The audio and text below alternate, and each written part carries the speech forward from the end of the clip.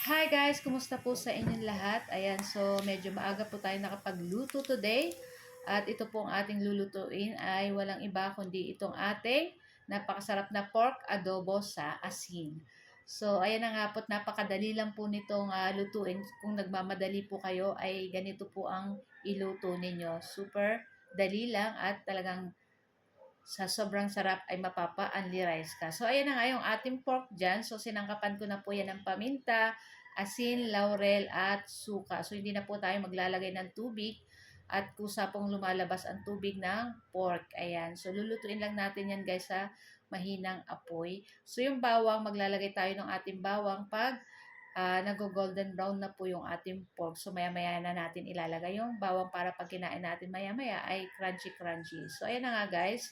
So, napansin nyo, wala ng tubig yung ating pork at ayan na nga, at lumabas na yung sariling mantika ng pork.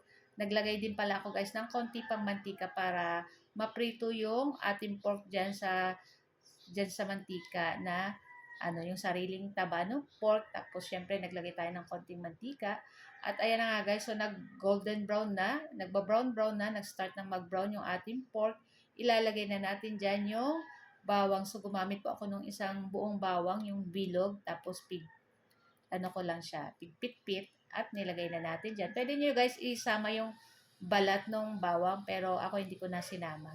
So, na nga, at lulutuin lang po natin pa itong ating pork hanggang golden brown ng katulad ng ganito. So, guys, pag magluto kayo nito, pwedeng hindi nyo nalagyan ng tubig kasi maluluto naman po yan sa sarili niyang mantika. Ayan, kung mapapansin nyo po ay medyo marami-rami yung mantika, pero syempre hindi po natin kakainin yung mantika. Parang naprito na lang natin din siya dyan, guys.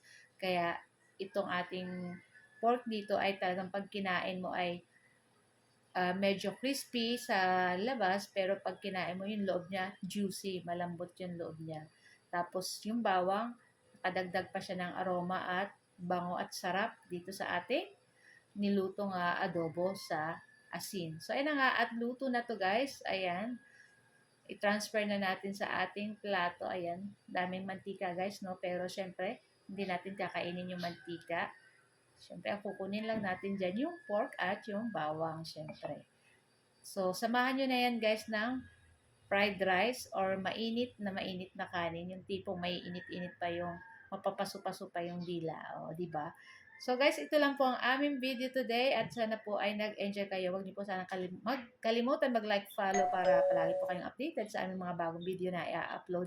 At guys, ayan, may bagyo na naman po tayong padating kaya ingat po tayong lahat at sana po ay matunaw na yung ating bagyo para lahat po tayo ay safe. So guys, thank you for watching and see you next video. Ciao! Yummy!